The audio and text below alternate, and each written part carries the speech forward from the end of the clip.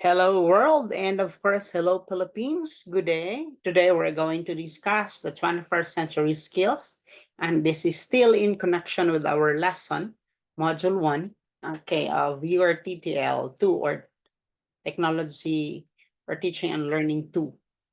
And for our learning outcomes, of course, you are expected to define terms and concepts related to the 21st century skills. Then the second is identify and describe the 21st century skills. Third is cite the benefits of the 21st century support system. And lastly, to integrate the 21st century skills and support system in the teaching learning process. So let's have, of course, the partnership for the 21st century skills, known as also the framework for the 21st century learning. So you can see, of course, here the framework wherein you can see, the 21st century student outcomes like the life and career skills, the learning and innovation skills, which compose of the four C's. These are critical thinking, communication, collaboration, and creativity. Then we have, of course, information, media, and technology skills. So this is, of course, governed by the core subjects now, which are, of course, the three R's, the reading, writing, and arithmetic, and of course, the 21st century themes, which we're going to discuss one by one later. Okay, and of course, the next slides that we have. And speaking of the support systems, we have, of course, here four: the standards and assessments, the curriculum and instruction, the professional development, and of course, the learning environments. If we can provide these better to our students, we can have, of course, very good support system. And probably we can have, of course, these student outcomes perfectly. Okay, let's discuss. So the 21st century skills actually now is very familiar already with you. And speaking of that, according to the 21st partnership for the 21st century skill organization, the following 21st century skills are relevant, of course, to the students' professional growth. To be okay, number one purpose is to become, of course, effective professionals, citizens, and of course, good leaders of the future. So take note, we're not just training you, of course, to become a good student, but probably, of course, to become great teachers later on, and of course, leaders in your own way. So as teachers, you can be, of course, leader. The first 21st century skills that we have is, of course, the learning and innovation. So this involve, of course, the following. Okay, like being able to communicate well. Okay, and of course, being able to collaborate, use your critical thinking, being able to solve problem properly.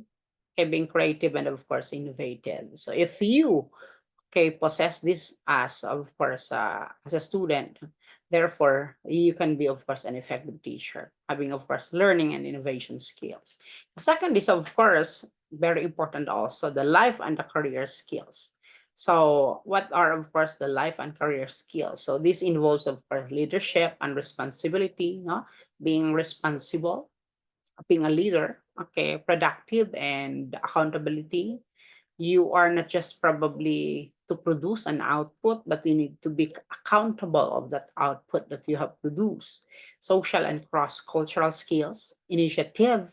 uh, this thing being initiative is a big thing for all of us, for all of you now as students, because if you don't have initiative, probably mm, you're a failure. Okay, to whatever you wish, you want, and to be. So therefore, we need to become flexible in all ways, and of course, being able to adapt with different situations, scenarios in life, and even, of course, in teaching and learning process. So adaptability. Again, the life and career skills involves leadership, responsibility, being productive at the same time accountable. Okay, social and cross-cultural skills. No, this is very necessary. Being able to initiate and, of course, have self-direction. being flexible, and of course, adaptable for that matter. Okay, the third one is, of course, the information media and technology skills. Okay, so here, of course, we need the following skills like the media literacy, information literacy. No, we need to have to become, of course, information literate.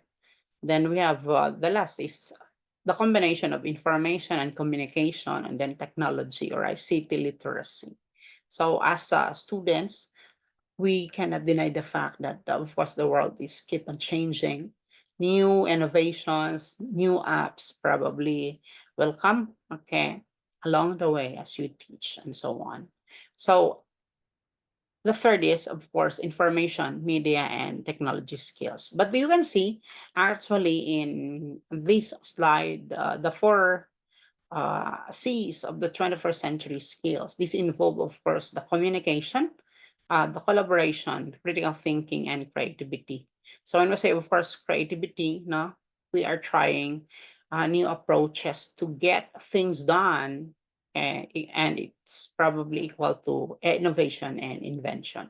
So being creative on how you're going to develop something. And then when we say, of course, critical thinking, so looking at problems in a new way, and of course linking learning across subjects and discipline. We need to become critical thinker. Okay, collaboration is working together to reach a goal, putting talent, of course, your expertise and smarts to work. Now, you need to have, of course, the smartness in working, okay, with others. And the last C is communication. That is, of course, sharing our thoughts, even probably asking questions now, or probably answering questions, ideas, and of course, solutions. Again, the four C's are: number one, communication; number two, collaboration; number three, critical thinking; and of course, creativity. Let's proceed, okay, with, of course, the 21st century support systems. Okay, so we have here the 21st century standards. So it is actually focused on the 21st century skills, content knowledge, and of course, build understanding across and among core subjects, as well as the 21st century interdisciplinary themes. And in the assessment of the 21st century skills, there should be supports, no, or it supports a balance of assessment, including high quality standardized testing, along with effective formative and summative classroom assessments. So it is being mentioned here that we need to balance assessment. No? If we can have high standardized testing, we can also create, no, effective, formative, even summative classroom assessments, together with, of course, our performance tasks, okay, given to the students that we have. What's the purpose of that? Of course, to improve your skills or improve the skills of the students. And of course, emphasizes useful feedback on students' performance that is embedded into everyday learning. So that's it. Okay. The next is, of course, the 21st century curriculum and instruction. Take note, my dear student, it enables innovative learning methods that, of course, integrate the use of supportive technologies, inquiry, and, of course, problem-based approaches and higher order thinking skills. Take note of that. There is the use now of technology, even, of course, the inquiry and problem-based approaches. So we go beyond, no, and we need to have, of course, higher order thinking skills, or the HOTS. So this encourages, of course, the integration of community resources beyond school walls. Take note, there is the encouragement, okay, to use integration of community resources. So what can you see in your community? Can you use that as your resources, no, in teaching and learning process? So by doing that, of course, you are, okay, going beyond your classroom. So that's nice, no? We need to have integration of this, okay, to our curriculum, and of course, even the way we teach. Okay, then we have, of course, the 21st century support system, okay, with the 21st century professional development. So you have, of course, no, this professional development is necessary in order to upgrade ourselves. Okay, so you can have there, it helps teachers develop their abilities to use various strategies, such as formative assessments. Okay, what is the purpose of this? To reach diverse students and create environments that support differentiated teaching and learning. So that's it. Yeah. Okay, so as teachers, we need to be knowledgeable enough. We need to have, of course, different ways, different styles, different methods and techniques to be used. And so this supports, of course, the continuous evaluation of students, okay, 21st century development. Okay, so being mentioned here is, of course, the professional development and talks about, of course, the training that we have. Probably we need to have more education. We need to enroll in graduate school. We need to study well, no? We need to have skills. We need to probably upgrade our occupation, our career. Even we need to practice, not to become expert. Okay, we need to have competence. Okay, we need to, of course, develop our leadership skills. We need to work more. We need to grow. Okay, and we need to have, of course, time management. So this involves, of course, the strategy. Okay, this is with, of course, professional development. We have also 21st century learning environments, which characterized to be fun, holistic, and conducive. Okay, so a classroom that is, of course, fun, no, holistic and conducive could be a manifestation of a classroom wherein there is, of course, learning. Okay, so we need to create learning practices, human support, and physical environments that will, of course, support the teaching and learning of the 21st century skill outcomes. Take note of that, human support and, of course, physical environment. Okay, so if we are referring to the classroom or even probably the laboratory, swimming pool, gym for that matter, no, for PE students. So we need to provide, no, not just probably adequate, but it should be conducive, okay, for learning and support professional learning communities that enable educators to collaborate. Take note, there should be collaboration, share best practices, and of course, integrate 21st century skills into classroom practice. So that's it. Okay, we have, of course, sharing the best practices that we have now into the classroom practice. And of course, the Partnership for the 21st Century Skills has suggested six key elements for fostering 21st century learning. So the first is we need to emphasize core subjects. Take note, emphasize core subjects. So the focus of the core subjects is beyond basic competency, not just probably, of course, reading, writing, and arithmetic. So, but however, of course, these are the three foundations that we need. So this is more on, of course, understanding the core academic content to a higher level. So probably we need to accelerate, okay, or move, okay, beyond or up. Okay, so for example, there is English, reading, or language arts.